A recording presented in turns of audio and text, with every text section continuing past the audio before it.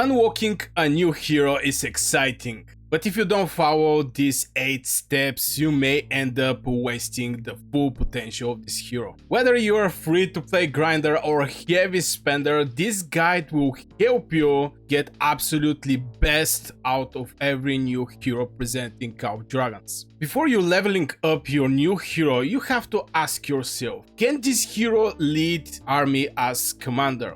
And I'm talking about power building strategy. Is this hero worth investing in? And you have to be careful with every new hero presenting Call of Dragons. The main reason is I made that mistake back in the day, but right now I don't do it. I have heroes that are just sitting. I have some, I was thinking about Bahorn, should I actually go for him? But I actually decided to not go for him. And as a content creator, I unlock some of the heroes just to make some videos and guides over these heroes. But as a content creator, but I think not all the heroes should be even summoned, even to get them. And the reason is every hero in Call of Dragons actually costs resources. Even to make one hero like 5111, this 5 actually is legendary tokens that you have to spend. I think it's like 30, 40, 50 tokens I put extra in Skogo, which can actually give me one extra spell, one extra skill over my Mook Xiang. So this is maybe the first thing one player should actually ask himself, should you go with this hero? But if you go for this hero, you have to know what it have to be done for this hero. Can this hero be a commander?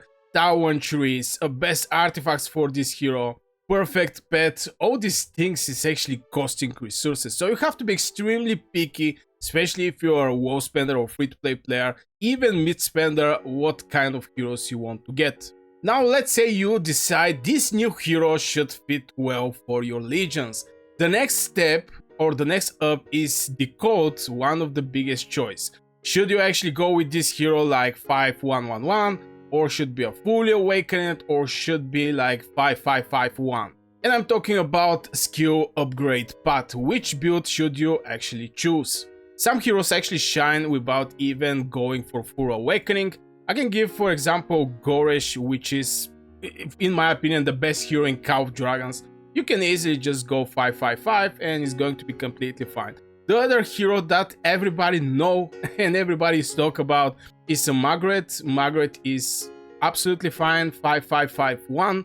If you want to go and awake these heroes, of course, is going to make these heroes absolutely crazy beasts, but the point here is getting the best value with the minimum investment.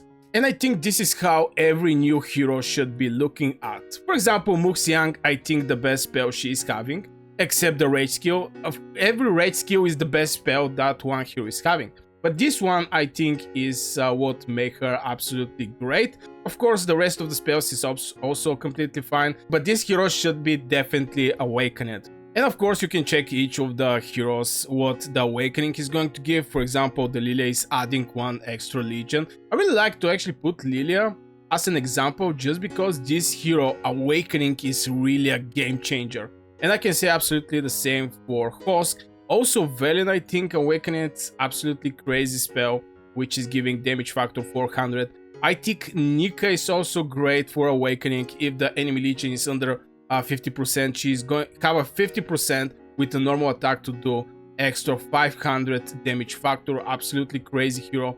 But not all the heroes actually should be like, fully awakened. There is a heroes that you can get best benefits just going like 555 or 5511. So most of the heroes shine even without to be fully awakened, but knowing then to go like 5511 and or 5551, this is definitely going to save you months of grinding and basically regrets at the end of the day. And if you like this thing so far, smash the like button and help this video reach more players just like you. And before you invest too deep, ask, how does this hero fit in your Alliance War tactics? And the point here is Alliance War strategy. Will they fit in your team strategy? Why this is actually important is because with your alliance, you're going to actually do the biggest merits that you're going to be able to do. Exception is if you're cavalry and you strike some AFK legions on the battlefield, but in general, with your alliance, you're going to gather the most of the merits.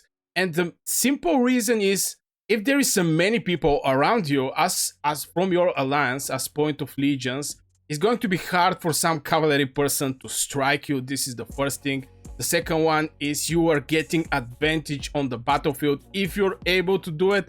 If the enemy is more strong, it's different story, but you're going to have advantage on the battlefield. So in situation like this where you outnumber the enemies, they're most of the times just running. And when they're running, they're not targeting or pointing anything. There is no artifact execution, there is no rage skill execution. So you get all the advantages when you strike with your alliance. But in situations like this, you have to know, is your legion or this new hero going to fit well with the alliance tactic? For example, I'm going to share one tactic that we're having. I think it's obvious for most of the people, and this is, for example, Gorish and Mogro. The main reasons Gorish have the survivability and the boost and doing some extra damage and having some counter attack. On the other side, we are having Mogro. So if Mogro was one of the new heroes present in Call of Dragons, at one point he is generation 3, is before actually Gorish. And this bad boy is actually reducing the HP of the enemy legions and can go up to 3 legions, reducing the HP by 30%. This basically make the enemy like paper. Basically like paper, and you can do crazy amount of damage. And the second spell that I think Mogro is best, like 5511 for the comparison, you know, 555, 5511 or stuff like this, is actually giving this debuff that is giving hero skill damage bonus can go up to 15%. So imagine reducing the HP by 30% and in the same time giving 15% more hero skill damage. This makes your mages basically brutally kill the enemy infantry or the enemy legions. So you have to ask yourself, is this hero going to fit well? Even if it's not fitting well in the alliance team composition, it's completely fine. You can actually go for this hero. But yeah, you have to know the full value of the new hero that you're looking at. And before Mogro actually come, I have to say that before that was Gorish with Skogo. And the main tactic there was just blinking behind the enemy. This is some other tactic that infantry is doing. So basically, yeah, the new hero should fit somehow in your alliance team strategy. Now here is the key question: free-to-play versus pay-to-win optimization. Is this hero worth it for you?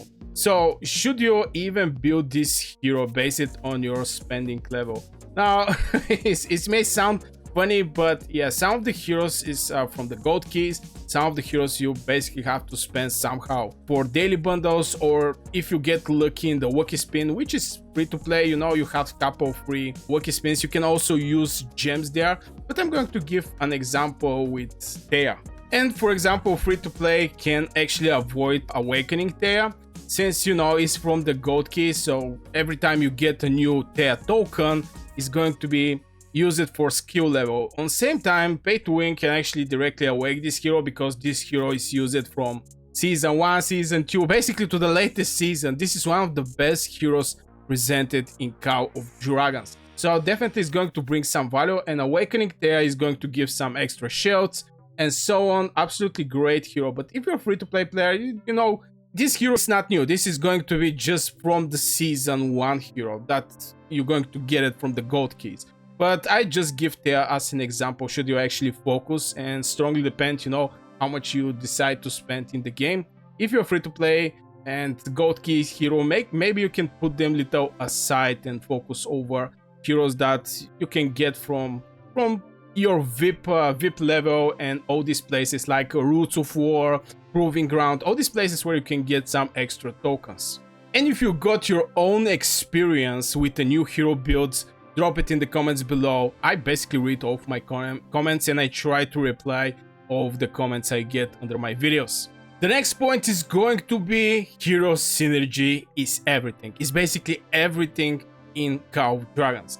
So I'm going to talk about the best pairing, who is going to be perfect partner for this new hero. And again, the things is going to be a little more different on your spending level, because here is the thing. Normally, when 2 heroes are presenting in Call of Dragons, those heroes have the best synergy, like Goresh Kogo, Sindrian Frygar, Lilia Velen. You get the idea. The two new hero most of the times, 99%. Only one exception, and this is Goresh Mogro or Mogro Goresh. Goresh is generation 2, Mogro is generation 3, but they are fitting together very good. Even though Goresh with Kogo is still pretty decent. But here is the thing, one of the heroes is from the Wiki Spin, and the other hero is from the Strongest Sword. Now, I was there, you know, and Strongest Sword is extremely hard to compete, especially if it's combined with something like Greatest Heights. It's impossible to compete there. So here is the thing, you have to think about some other combination, and I'm going to give mages for example. Since I'm mage main, I understand mages better from anybody. So here is the thing, at the beginning you have Lilia Velen, but Lilia is actually from the VIP chest, you know. So so in situation like this, you should go with Velen, since Velen is from the gold keys. You have to think some plan B. There is no other mages to combine it, you have just one Velen. So the best situation for this is actually going with Velen and Wodir and Velen. Of course, Wodir is going to be the commander. We strongly like the skill talent tree for the mages. Definitely skill talent tree is giving some extra boost on your spell, because mages don't have big attack, they don't have big life, so you have to count on the hero spells. So Wodir Velen is going to be absolutely great in season 1. This is just an example, Okay, let's say, I think people get the idea in general about the combination, but yeah, if you don't have access to some other heroes, and this new hero, you're able to get it. It can be from the Wiki Spin, you know, presented 2 new heroes, one is in the Wiki Spin, another is in Strongest Sword. You get this one from the Wiki Spin, now how to combine it. If you want me to basically make this type of video about heroes from Wiki Spin, how to combine them together, if you don't have any opportunity to get the hero that is from the Strongest Sword, just write me in the comments below, and yeah, I'm going to try to make this type of video. And maybe one of the most important things is, before you even recruit or invest heavily, you have to ask, will this hero even fit in your current legends? And I'm talking about March formation fits, where do they belong in your legion?